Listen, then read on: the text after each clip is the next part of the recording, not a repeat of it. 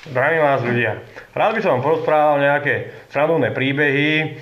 Budú to príbehy zo života, čo sa prihodilo mne, mojim kamarátom. Takže prvý príbeh bude o mojom kamarátovi, ktorý tak netradične trošku cestoval z jednej chlastačky. Chlastal asi 20 km od Ihlavy v jednom malom mestečku, non-stopu celú noc a samozrejme ráno sa vybral na prvý autobus do Ihlavy, že ide domov.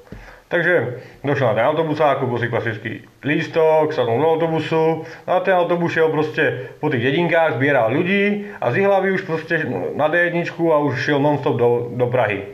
No ten môj kamarát samozrejme zaspal a prebudil sa až v Prahe. Jak ho budí šofér, úplne bol posledný v autobuse, pane stávajte, už sme v Prahe. No kamarát úplne v šoku, úplne rozhospodý a ja som mal určite tašku, cestovnú tašku.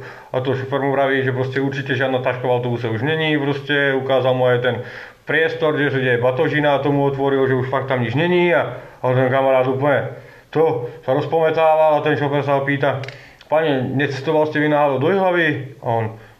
A vlastne, hej, ja som šiel do Ihlavy. No a prečo sa pýtam na tú tašku? Lebo bol takto zvyknutý, že občas chodil takto do Prahy do práce a vždy, keď šiel do Prahy do práce, tak proste mal samozrejme tašku so sebou a to.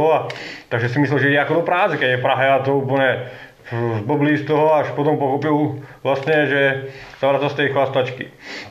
A že proste zaspal v tom autobuse. No ale to samozrejme cesta jeho nekončí, to iba začína. Takže sa mal u seba asi iba 60 korún, počítal si peniaze, samozrejme nejakých 60 korún, plus minus. A tomu samozrejme na cestu do Ihlavy nestačilo, lebo lístok už v tej dobe stál nejakých 80 až 100 korún, plus minus.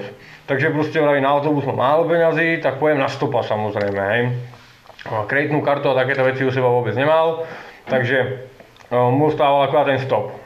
Takže aj tak idem na toho stopa. Prahu ja však poznal, sice nie nejak extra, ale vedel sa pohybovať metrom a to. A jak sa dostane na diaľnicu, na tú D1, tak sa popýtal ľudí a policajtov sa opýtal, čo tam videl, tak tým mu proste poradili a samozrejme, takže sa už tam pomaly dostával. No a jak šiel ešte metrom, samozrejme, tak ho mal tých 60 korún iba, takže si kúpil samozrejme cigarety, čo už nemal, takže na lístok na metro mu samozrejme neostalo. Takže ak mu neostalo, tak samozrejme, že ho chytili páni revízori.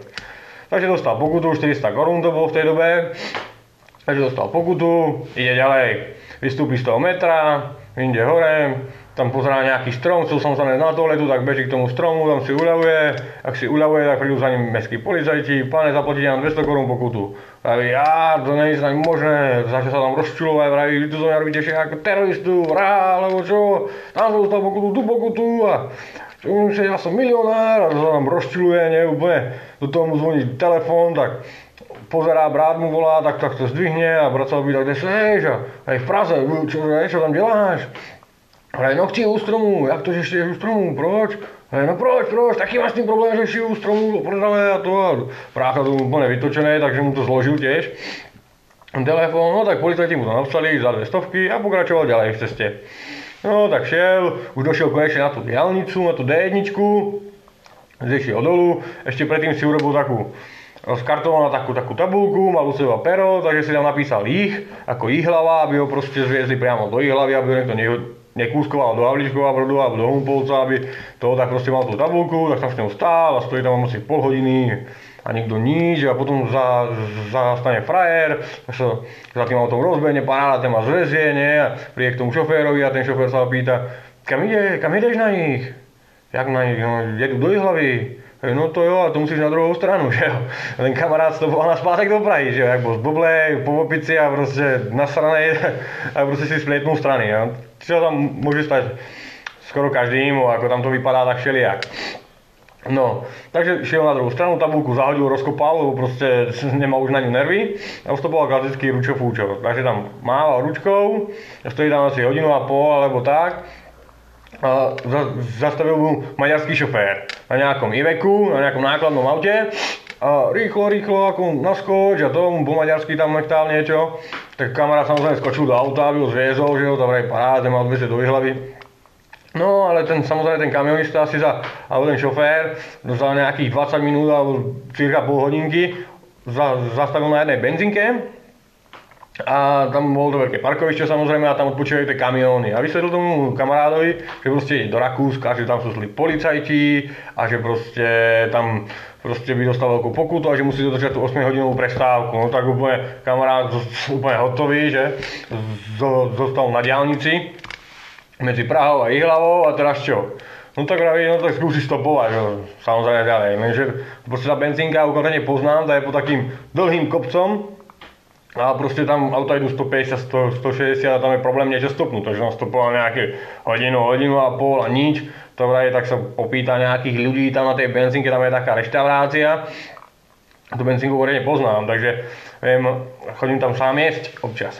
A tak proste sa tam pýtal ľudí nejakých, ktorí by ho teoreticky mohli zobrať, ako si myslel a proste nikto ho nechcel vziať, že jo, a to. A moc ľudí sa nepýtal, lebo sa proste hanbil a bolo mu to blbé a to, a tak sa zase vrátil stopovať, zase tam stopoval nejakú hoďku a už bolo nejakých 6 hodín večer a proste a stopuje.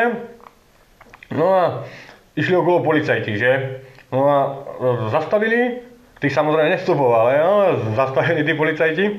No a prišli k nemu a že pani, tu nemôžete stopovať a bla bla bla, môže zraziť auto a môžete dostať pokutu a hovorí pokutu, ja už dostal 2 pokuty, nie, ukázali im tie bločky, nie, že dostal 2 pokuty, nie, a porozprávali tým svoj príbeh, nie, tak boli sa ešte zasmiali, pre istotu si od neho ešte odpýtali doklady, či je fakt z Ihlavy ako, lebo proste tiež mali asi podozrenia môjho názoru, že je to proste nejaký zlodej, ktorý tam proste sa ukázal nejakých tých šoférov. No a našťastie tí policajti išli do toho Brna. Takže mu navrhli, aby proste, že ho zvezú do tej Ihlavy. No tak paráda, takže si to frčal po diaľnici s policajnou eskortou, pekne krásne do Ihlavy.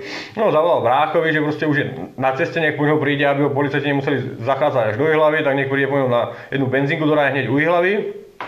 Takže nech tam po ňom príde. No samozrejme bráchovi nepovedal, že sa vezie policajnou eskortou, že?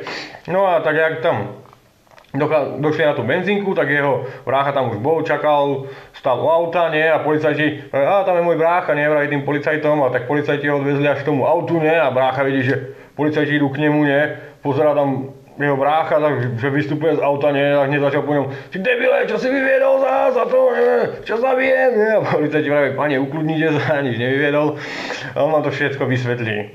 No, takže takto docestoval môj kamarát, no.